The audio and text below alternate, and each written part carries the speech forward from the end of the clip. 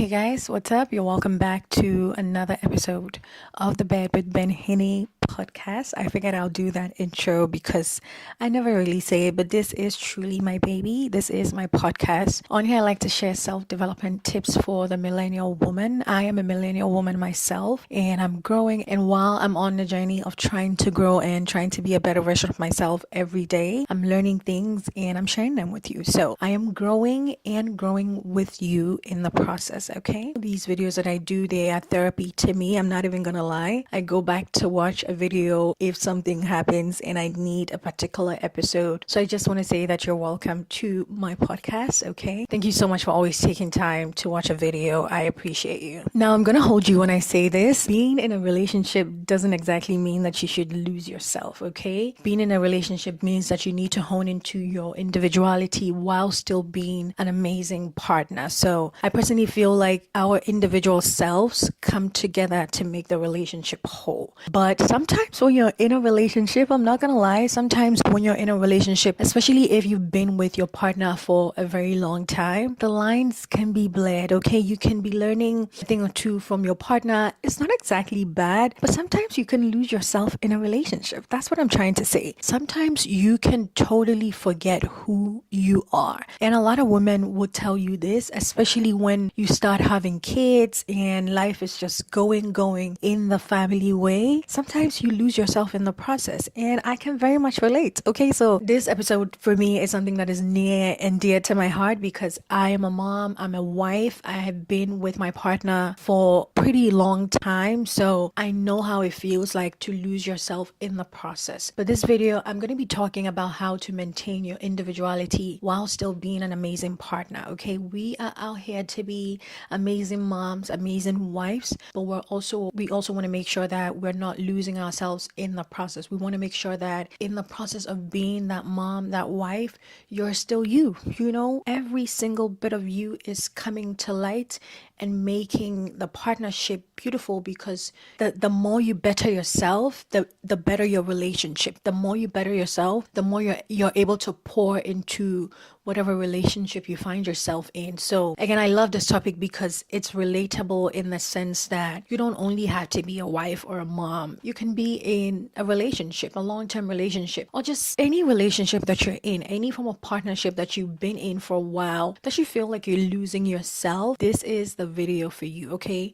I'm going to be giving you a few tips on how you can maintain that individuality while still being an amazing partner. Now, again, for context, I have been with my partner for a very long time, and our relationship is the type of relationship where we have always done everything together, from eating together to bathing together. Like, legit, my husband and I, we would literally do every single thing together. We're like this, okay? So when I tell you that it is very easy for you to sort of lose yourself in the process and just do things together every single time, which is beautiful. Again, don't get me wrong, there's nothing more beautiful than seeing a couple that do things together, pairing and doing things together. That is the cutest form of relationship that you can ever see. But then it's more beautiful when each individual knows what they bring to the table. Each individual has that confidence in themselves enough to be able to,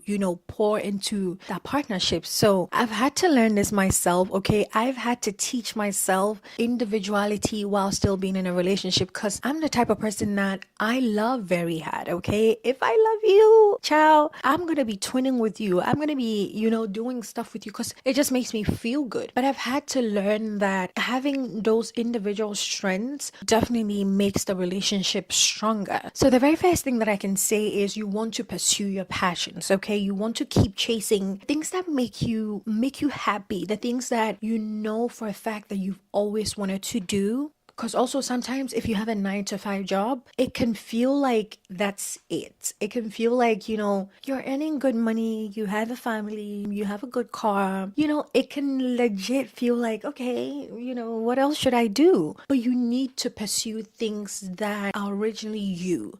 Everything else that you're doing, believe it or not, it's for people. as much as you being a wife and being a mom and everything is also for you, it really isn't so much for you if it makes sense, because your kids are going to grow. Your kids are going to go to school. They're going to get married. They're going to get their own homes. They're going to go live their lives. And the part, like the whole mommy job and being policing, helicoptering every single time around them, that would stop. So you would feel like you need to do something. Trust me, a lot of like 50-year-old and 60-year-old women would tell you this. When their kids move out, they don't have anything else to do because they don't know anything else but being a mom. And that's what I'm talking about. You want to pursue your passions, anything else besides being a mom, being a wife, being a homemaker, being a 9-to-5er. You want to do anything else but that. What are some of the things that you've always loved to do? It could be baking. It could be anything. It literally could be anything. For me, again, it will be creating content and just doing DIY. Just being a creative. I love being a creative. It just makes me so happy. And that's what I'm talking about. You need to pursue your passions. Follow your passion. And then the next thing that I can say is, as an individual, you want to have some personal goals for yourself. That's going to be my second point. As an individual, besides the goals that you have together with your partner and for your kids and for the family and whatnot and for your job, which is your 9-to-5, you want to have personal goals. What do you personally want to achieve for yourself? It could be fitness goals. It could be, some sort of education that you want to, or some sort of knowledge that you want to acquire. It could be anything. You should have some goals for yourself as an individual, okay? And again, all these things come together to make you a good partner, to make you a good mom, to just generally pour into the family unit. I'm walking on a very thin line because there is a very big difference between selfishness and individuality in a relationship, okay? There's a huge difference between these two things. Being an individual and honing into your individual passions and setting goals for yourself has nothing to do with trying to be selfish in a relationship, okay? You're doing these things intend to be able to pour back into the family unit. So think of it from that angle. So again, go ahead and set some goals for yourself if you don't already have that. And then the next thing that I'm going to say is try finding some solo time that you spend by yourself, okay? And that's something that I have had to learn this year, all of 2024. I said to myself that I'm going to try to find a way to do other things away from my relationship, because again, my husband and I, we've been together for a pretty long time and we're, pretty used to doing things together, always doing things together, which I love. I love. But I've also gotten to a stage where I want to do other things that I have always wanted to do that my husband doesn't really care to do. You know what I'm saying? And I'm encouraging him to do the same thing. With that being said, I, booked myself a ticket to go for a conference. It wasn't so much of like a conference. It was a networking event, like an all Black girl networking event all the way out in New York. And I live in Massachusetts. So that's like a whole ways away from where I live. I was there by myself for like 3 to 4 days and, just had a time. And I'm not gonna lie, spending that time by myself, trying to make connections and just feeding into my creative passion and building connections that were going to in turn be for me, but also be for the future goals that we have together, really made me happy because, that was me in all entirety. That was my field. That was like the work that I like to do. And that was me trying to build connections for myself. So that's what I'm trying to say. So it definitely feels weird once you try to like start doing things for yourself. But trust me, it's not as bad as you think. You should just try it. Try with one event, try with one thing and see how that makes you feel, okay? Try to spend time with yourself. Try to spend time with your friends, your family, people that are not exactly a part of your home unit. And that is going to fuel you so much. It's going to give you so much joy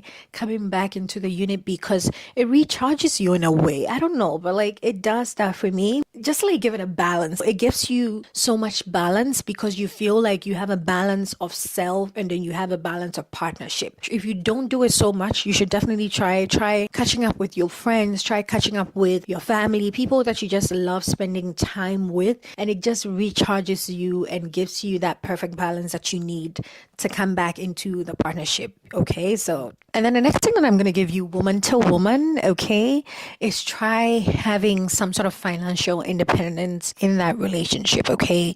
And if you have a job, then that's perfect because then you have your own income coming in. You're able to set some money aside for yourself to, take care of yourself, do your nails, buy yourself a gift every now and then. That's what I would do. I would set some money aside and I would literally tell my husband, this is for my makeup, okay? Like, this is for my hair. And my husband doesn't even care about stuff like that, So I need you to try to have some sort of financial independence, not in a way that it's like you're hiding money from your partner. No, that's not what I mean. But finding a way to have some sort of income that is earned by you. And if you're a stay-at-home mom, there's still definitely ways to earn money virtually. Okay, you don't have to go out. You could have a work from home job. So again, try to have some sort of financial independence for yourself. It makes you feel very, very confident in the relationship itself. Okay, it makes you feel good about yourself, being able to take care of yourself as and when you need to, being able to take money out to buy yourself a nice dress when you need to without having to exactly like wait around or ask your husband for it. It's beautiful to see, trust me, don't get me wrong. I love to spend my husband's money, okay? Like, I love when my husband's money is paying for something that I am going to be spending. Like, I just love that. I love the princess treatment. But another thing that I love more than the princess treatment is to be able to buy something for myself. Okay, I love when I am able to afford something for myself. But if my husband offers to do it for me, yes, 100%, please take care of it. Don't even ask. You know what I'm saying? Don't even ask. But I could do it for myself too. I love that. I love that feeling. I've always loved an independent woman. I've always loved an independent woman. Not just the idea of an independent woman, but an actual independent woman that can take care of herself even while in a relationship. I've always known that even if I had a partner that would, spend crazy on me, I would still want to be able to afford things for myself. So I would definitely say that if you currently don't have any income, try to find ways that you can make some income for yourself. If you're a stay-at-home mom and you're not able to exactly do a 9-to-5 job, try to find a work from home job, virtual assistant. Again, there's 1,000,001 ways that you can earn income while you're at home. So that's one for my stay-at-home moms, okay? And then the last one or the least thing that I can say is communication. Communication is key in every relationship. I've said this 1,000,001 times and I'll say it again. Communicate with your partner. If things feel uncomfortable or if you want to do something and you don't know how your partner is going to take it, or you don't know how it's going to affect the relationship in general, it's a partnership. So discuss it with your partner. Try to be vulnerable with your partner. Tell them how you want to go with the relationship. Tell them the things that you want to do that will make you happy and in turn make the relationship, whole and, good vibes. So communicate with your partner. That's all I'm trying to say. One thing that my husband and I have been doing, which you can try, is using ChatGTP as therapy or as a marriage coach, if I would say that.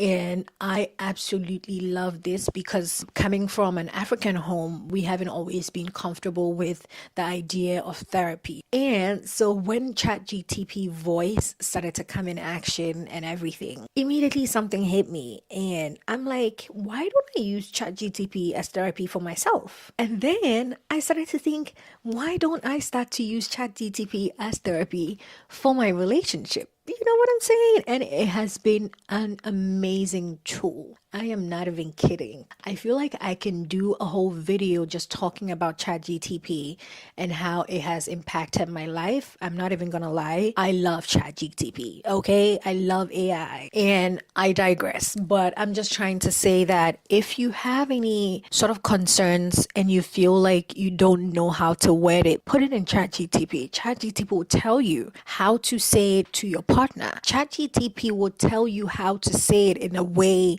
that makes it easy to go. So that's just a little tip, okay? That is just a little tip. Communicate with your partner. Communication is key. But if you're having trouble communicating, try ChatGTP as your therapist. Try going to ChatGTP as a little coach and see what she tells you. Trust me, you're going to love it. If you don't have ChatGTP voice, it might be a little tougher because I prefer the voice. You're just able to say your mind and then she's able to talk back to you. It's like a one-on-one session, literally like being with a therapist. I love it for communication and therapy and trying to find good ways to communicate in a relationship. Trust me, it works. So yeah. And then the last thing I can say is you want to do regular check-ins with yourself, trying to reflect every now and then. I love to do that a lot, actually, just checking in to make sure that I'm staying in touch with my goals that I have set for myself as a person. And again, every goal that I have set for myself is goals that in turn is going to benefit my family and the whole family unit. So try doing reflections every now and then. Reflect on, yourself and checking with yourself. Make sure that you're still in touch with who you are, with your values, with your passions, and just making sure that you're still honing into the individuality, okay? Being the best version of you is how you're going to be able to pour into the relationship, is how you're going to be able to give it your best, okay? So again, it's not about being selfish, but it's about being an individual in a way that benefits the family units and benefits the partnership if it's not